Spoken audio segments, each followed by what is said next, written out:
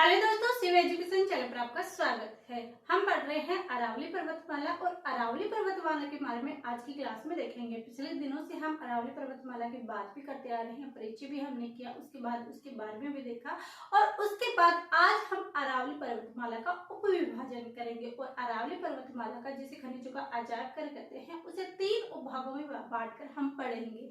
कौन कौन से जिले उत्तरी अरावली में आते हैं, कौन से जिले मध्य में आते हैं, कौन से दक्षिण में, इन तीनों की बात हम आज की क्लास में करने वाले हैं। तो अभी तक जिन्होंने शेयर नहीं किया है वो अभी जाकर शेयर कर दें, क्योंकि आप बिल्कुल भी क्लासेस शेयर नहीं करते, बिल्कुल भी चैनल, और जो देख जाते हैं वो भी सब्सक्राइब नहीं करते। तो आपका सिर्फ अंगूठा जो दबाना पड़ता है, तो आप सब्सक्राइब जरूर कर दे और लाइक कर दे।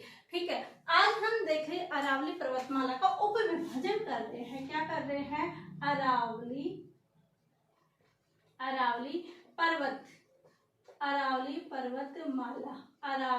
पर्वतमाला का उपविभाजन।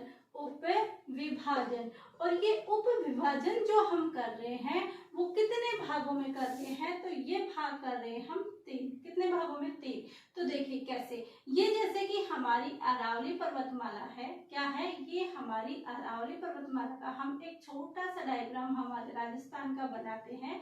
ये हमारा राजस्थान है और यहाँ पर मैंने ये कहा कि ये जो हमारी है वो क्या है? अरावली पर्वतमाला है। क्या है? ये हमारी अरावली पर्वतमाला है। इस अरावली पर्वतमाला की यदि हम दिशा देखें तो कैसी है?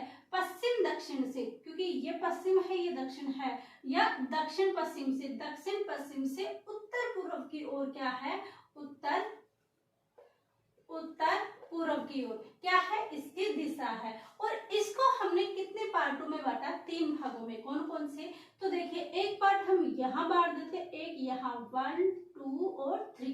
अब ये कौन सी है? ये हमने बांट दी उत्तरी अरावली के बाद उत्तरी अरावली के हाईएस्ट ऊंची चोटी कितनी है? औसतन होगा 450 मीटर की। और ये यहाँ पर हम देते हैं मध्य अरावली। और ये मध्य अरावली के बाद ये जो हमारी हो जाएगी वो हो जाएगी दक्षिण अरावली। कैसी हो जाएगी? दक्षिण अरावली। ये हमने इसको क्या है? अरावली को 3 उप विभाजन किए हमने। अरावली कौन कौन से? उत्तर अरावली, मध्य अरावली और दक्षिण अरावली। अब बात करते हैं कि जो ये उत्तर अरावली है, इस उत्तर अरावली का कहां से कहां तक जाती है? तो जो उत्तर अरावली है, यहाँ पर जो पॉइंट था वो हमने किया खेतड़ी जिला, नीम का थाना। और खेतड़ी से लेकर ये यहाँ तक जाती है सांबर तक। और सांबर कहाँ? जयपुर। कहाँ पर? जयपुर। ये सांबर जयपुर तक जाती है। उसके बाद दूसरी जो मध्य अरावली है वो इस सांबर से स्टार्ट होती है और स्टार्ट होकर देवगढ़ राजसमंद तक जाती है। कहाँ तक जाती है? राजसमंद तक। तो मध्य अरावली का विस्तार यदि हम देखेंगे तो सांबर जयपुर से देवगढ़ राजसमंद तक। उसी के देखते हैं कि जो ये दक्षिण अरावली है इसका कहाँ होगा? तो यह होगा माउंट आबू। और ये माउंट आबू कहाँ पर है? सिरोही में। कहाँ पर है? सिरोही में। तो ये हमने 3 पार्ट डिवाइड किए। कौन कौन से? पहला तो हमने किया उत्तरी अरावली। क्या किया? उत्तरी अरावली। और इस उत्तरी अरावली का विस्तार कहां से कहां तक देखा? तो इस उत्तरी अरावली का विस्तार हमने देखा कहां से? खेतड़ी से। कहां से? खेतड़ी। और जिला कौन सा है? जिला है नीम का थाना। खेतड़ी जिला नीम का थाना से लेकर इसका जो विस्तार है वो है हमारे सांबर तक। और ये सांबर कहाँ पर स्थित है? सांबर है जयपुर के अंदर। कहाँ पर स्थित है? जयपुर में। उसके बाद हमने की कि दूसरी जो अरावली है मध्य अरावली, इस मध्य अरावली का विस्तार कहाँ से कहाँ तक है? अरावली। इस मध्य अरावली का विस्तार कहाँ से कहाँ तक है? तो मैंने कहा कि जो मध्य अरावली है उसका विस्तार सांबर जयपुर से। कहाँ से? सांबर जयपुर से देवगढ़ राजसमंद। कहाँ से है? देवगढ़ राजसमंद तक। उसके बाद हम बात करते हैं कौन सी अरावली की? उसके बाद करते हैं हम दक्षिणी अरावली की। और दक्षिण जो अरावली है दक्षिण अरावली। इस दक्षिण अरावली का विस्तार कहां से कहां सकता है, तो इसका है देवगढ़ राजसमंद से। कहां से? देवगढ़ राजसमंद से लेकर माउंट आबू सिरोही। कहां तक है? माउंट आबू सिरोही तक। तो ये चीजें हमारी यहाँ क्लियर हो जाती है कि हमने अरावली का उपविभाजन किया है, और पूरा अरावली के उपविभाजन हमने देखा है कि हमने अरावली को 3 भागों में बांटा है, उत्तर, मध्य और दक्षिण। उत्तर में देखा हमने कि उत्तर का कहां से कहां तक है, तो खेतड़ी जिला नीमका थाना से लेकर सांबर जयपुर तक, और मध्य अरावली का हमने देखा कि सांबर जयपुर से लेकर देवगढ़ राजसमंद तक क्या है, इनका विस्तार है। उसके बाद हमने देखा कि इसका दक्षिणी जो अरावली है उसका विस्तार हमने कहां से कहां तक किया, तो उसका विस्तार हमने किया देवगढ़ राजसमंद से लेकर माउंट आबू सिरोही तक। हम इन्हें पार्ट में विभाजन करके क्यों पढ़ रहे हैं, क्योंकि इसलिए पढ़ रहे हैं कि यदि हम यहाँ पर इनके खनिज याद करते हैं तो हमें जिले याद नहीं करने पड़ेंगे, क्योंकि जिले हम यही याद कर लेंगे कि उत्तरी अरावली में कौन से जिले हैं, मध्य अरावली में कौन से जिले हैं और दक्षिण अरावली में कौन से जिले हैं। तो जब हमें ये पता चल जाएगा कि उत्तर, मध्य और दक्षिण में ये जिले स्थित है, पूर्व पश्चिम के अंदर ये जिले हैं, दक्षिण के अंदर ये जिले आते हैं, इसका मतलब राजस्थान के पूरा मैप हमें कौन कौन से जिले कहाँ पर स्थित हैं याद हो जाते हैं। जब हम राजस्थान का परिचय और भौतिक प्रदेश कर लेते हैं, 2 चैप्टर ही हम कंप्लीट कर लेते हैं, उसके बाद इसका मैप हमारे माइंड में फिक्स हो जाना चाहिए। इसके बाद इसके सारे जिले हमें याद हो जाना चाहिए। इसके बाद कौन सा जिला कहाँ पर स्थित है, ये 2 चैप्टर के अंदर हमें समझ में आ जाना चाहिए। यदि हमने 2 चैप्टर भी पढ़ लिए, उसके बाद भी हमें नहीं पता कि 2 साल कौन से राजस्थान की तरफ आएंगे, उत्तर, दक्षिण, पूर्व, पश्चिम किस साइड के अंदर आएंगे, धौलपुर किधर है, जैसलमेर किधर है, धौलपुर के पास कौन से जिले हैं, यदि अभी तक भी हमें मैप याद नहीं हुआ तो इसका मतलब हमारा फर्स्ट और सेकंड राजस्थान का परिचय और भौतिक प्रदेश चैप्टर कंप्लीट नहीं है। तो ऐसा मत कीजिएगा। हमें सबसे पहले इनकी परिचय के अंदर इसकी सीमाएं, इसकी रेखाएं, कौन कौन से जिले, कितने आंतरिक, कितने अंतर्राज्यीय, कितने अंतर्राष्ट्रीय, किसका मुख्यालय पास है, किसका दूर है, ये चीजें कंप्लीट होनी चाहिए। उसके बाद इसका भौतिक विभाजन हमारा कंप्लीट होना चाहिए। ये 2 चीजें कंप्लीट हो जाती है। इसके साथ ही आपको मैप में पूछा जाए सवाईमाधोपुर के पास कौन से जिले हैं, अजमेर के पास कौन से जिले हैं, जयपुर के पास कौन से जिले हैं, कौन सा जिला किसके पास है, इतनी चीजें यदि आप क्लियर कर लेते हो राजस्थान की ज्योग्राफी पे, तो मानो कि आप ज्योग्राफी पे 50% कमांड रख सकते हो। कैसे? क्योंकि आगे के जो चैप्टर आएंगे वो ये ही आएंगे। नदियां कौन सी है, पहाड़ियां कौन सी है, मृदा कहाँ पर कौन सी पाई जाती है, तो हमने देखा पश्चिम में रेतीले पाई जाती है, इसके अंदर ये पाई जाती है। तो आगे हमें जिले नहीं करना पड़ेगा, सिर्फ ये देखना कि पूर्व की तरफ अच्छा रेतीली है, दक्षिण की तरफ कैसी है, इसके पूर्व की तरफ कौन सी है, मध्य में कौन सी, सिर्फ इतना जिले तो हमने पहले याद कर लिए। इसके बाद आता है हमारा खनिज। खनिज के अंदर भी सारी चीजें हमें क्लियर हो जाती है, उसमें बार बार हमें जिले रटने नहीं पड़ते हैं।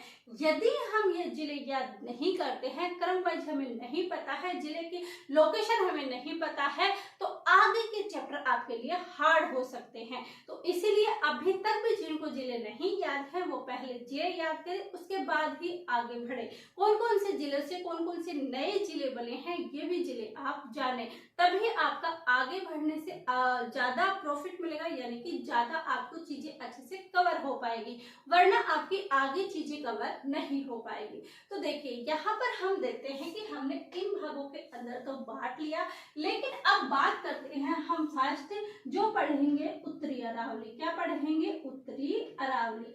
इस उत्तरी अरावली का विस्तार कहाँ कहाँ है ये चीजें हम देखेंगे, इनके जिले देखेंगे, क्योंकि हमें तो जिले याद करना है, हमें तो इनकी जिले की लोकेशन पता होनी चाहिए कि उत्तर में कौन से हैं, मध्य के अंदर कौन से हैं और दक्षिण के अंदर कौन से हैं। तो स्टार्ट करते हैं उत्तरी अरावली से। तो उत्तरी अरावली के अंदर मैंने कहा कि यहाँ पर कौन सा जिला है, खेतड़ी, यहाँ पर कौन सा स्थान एंड पॉइंट है, खेतड़ी नीम का थाना। तो यहाँ पर जो ये खेतड़ी है इसके अंदर आ जाता है कौन सा, नीम का थाना। नीम का थाना, नीम का थाना के पास आप देखते हो कि ये नीम का थाना किससे बना है, सिक्कर, और सिक्कर और किससे बना है, झुंझुनू से। किससे बना है, सिक्कर और झुंझुनू से। तो नीम का थाना सीकर और झुंझुनू। उसके बाद कौन सा आता है, यहाँ पर जयपुर आ जाता है। तो जयपुर के अंदर एक तो जयपुर आ जाएगा, एक कौन सा आ जाएगा, दौसा आएगा। इनका पूरा क्षेत्र नहीं आएगा लेकिन थोड़ा थोड़ा क्षेत्र इनका आएगा। दूदू आएगा। उसके बाद कौन सा आएगा, जयपुर, दौसा, दूदू, और आ जाएगा हमारा कोटपुतली बहरोड। कोटपुतली बहरोड, कोटपुतली बहरोड आ जाता है हमारा। अलवर क्षेत्र इसके अंदर, इसका अलवर का पूर्वी भाग इसके अंदर आ जाएगा। खैरथल तिजारा, खैरथल तिजारा, तो खैरथल तिजारा का भी भाग इसके अंदर आ जाएगा। किसका आ जाएगा, खैरथल तिजारा के अंदर भी आ जाएगा। तो कोटपुतली बहरोड, अलवर, खैरथल तिजारा, नीम का थाना सीकर, झुंझुनू, जयपुर, दौसा, दूदू, ये चीजें आ जाता है। और जो हमारा डीडवाना कुचामन है, इसका आ जाता है पूर्वी भाग। ये पूरा जिला नहीं आता है, इसका जो पूर्वी भाग है वो हमारे उत्तरी अरावली के अंदर आ जाता है। तो आप देख सकते हो उत्तरी अरावली में कौन कौन से जिले आएंगे, नीम का थाना सीकर, झुंझुनू, जयपुर, दौसा, दूदू, कोटपुतली बहरोड, अलवर, खैरथल तिजारा, डीडवाना का पूर्वी भाग, ये इसके अंदर आ जाता है। सांभर भी आएगा, जयपुर का एंडिंग पॉइंट आ जाता है सांभर तक, तो वहां तक उसका हिस्सा हो जाएगा, वहां तक हिस्सा हो जाएगा हमारा उत्तरी अरावली का। किसका हो जाएगा, उत्तरी अरावली का। इसके साथ ही हम देखते हैं कि उत्तरी अरावली में कौन कौन सी चोटियां हैं। इन पूरी चोटियों को ट्रिक के साथ हम कल देखेंगे, और अलवर के अंदर और क्या क्या चीजें हैं ये चीजें भी हम देखेंगे। इसके साथ ही आपको पता है कि अरावली और इस दक्षिण पूर्वी की तरफ अरावली का विस्तार नहीं है बल्कि विंध्याचल पठार का हिस्सा है। तो अरावली और विंध्याचल पठार दोनों का मिलन कहाँ पर होता है, एग्जाम में आने वाले क्वेश्चन है। तो अरावली और विंध्याचल दोनों का, अरावली पर्वतमाला और विंध्याचल पर्वतमाला दोनों का जो मिलन होता है वो कहाँ होता है, तो वो होता है हमारे रणथंभौर में। कहाँ पर होता है, रणथंभौर पे। तो यहाँ पर हम नोट करेंगे कि अरावली व विंध्याचल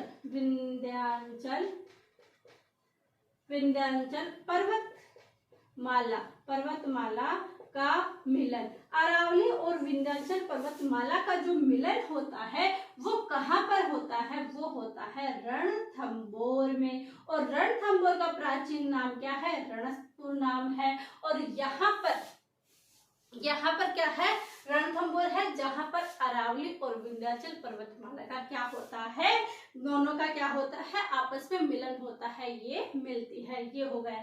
उसके बाद हमने देखा कि अलवर है, अलवर के अंदर जो सरिस्का है, वहां पर सरिस्का की पहाड़ियां हैं, वो हम किसके अंदर देखेंगे, वो हम पहाड़ियों के अंदर देखेंगे। लेकिन एक अलवर में है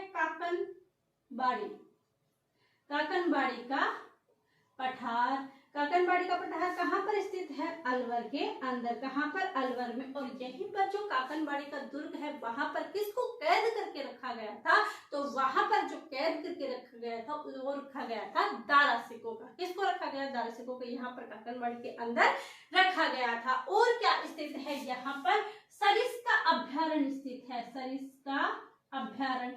और ये सरिस्का अभ्यारण्य क्यों प्रसिद्ध है, तो ये मोर के लिए प्रसिद्ध है। किसके लिए प्रसिद्ध है, सरिस्का अभ्यारण्य। तो सरिस्का जो अभ्यारण्य है वो किसके लिए प्रसिद्ध है, मोर के लिए।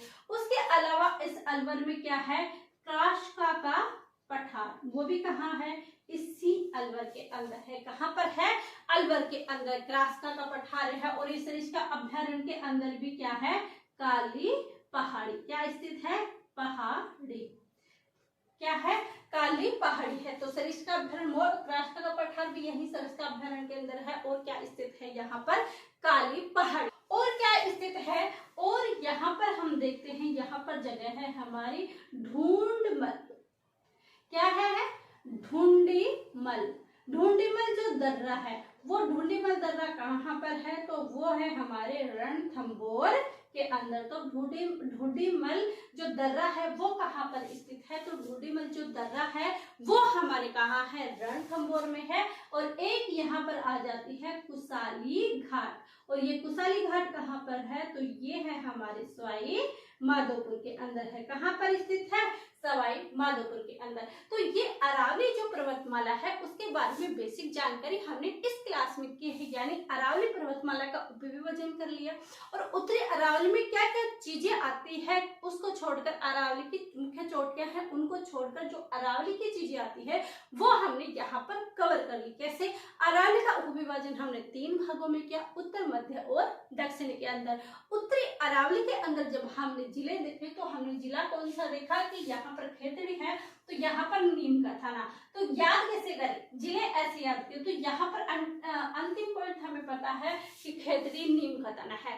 खेतड़ी किसका भाग था? खेतड़ी तो भाग था किसका? झुंझुनू का। और नीम का थाना किसका भाग था? सिक्कर का। किसका? सिक्कर का। तो झुंझुनू और सिक्कर दोनों को मिलाकर नीम का थाना जिला बना गया है। तो यानी कि इसके अंदर 3 जिले तो हमें याद हो गए, झुंझुनू, सिक्कर, नीम का थाना। इसके बाद हमने कहा कि इसका जो एंडिंग होता है वो किसके अंदर होता है? जयपुर के अंदर, सांभर जयपुर के अंदर। इसके साथ ही आपको पता है कि जो सरिस्का पहाड़, सरिस्का जो अभ्यारण्य है वो भी किसके अंदर आता है? इन्हीं अरावली पहाड़ियों के अंदर स्थित है। तो इसके अंदर, इसका मतलब कि अलवर भी इसके अंदर आ गया, जयपुर भी। तो जयपुर के पास कौन कौन से जिले हैं? दौसा, दूदू। कौन से जिले हैं? दौसा, दूदू और जयपुर ग्रामीण और जयपुर शहर, दोनों जयपुर के साथ कर लेना। इसके साथ ही अलवर, अलवर से कौन कौन से बने हैं? अलवर, खैरतल तिजारा, क्योंकि ये कोटपुतली के पास ही तो है खैरतल तिजारा। अलवर, खैरतल तिजारा और कोटपुतली, बहरोड। तो ये जो क्षेत्र हैं, ये जो जिले हैं वो किसके अंदर आएंगे? उत्तरी अरावली के। हमें ज्यादा जिले याद नहीं करने पड़े, हमें तो सिर्फ 3-4 जिले ध्यान होने चाहिए और हमें पता है कि कौन से जिले से कौन सा जिला नया बना है। तो ऐसे करके हम उत्तरी अरावली के जिले याद कर सकते हैं। आई होप आपके जरूर समझ में आया होगा।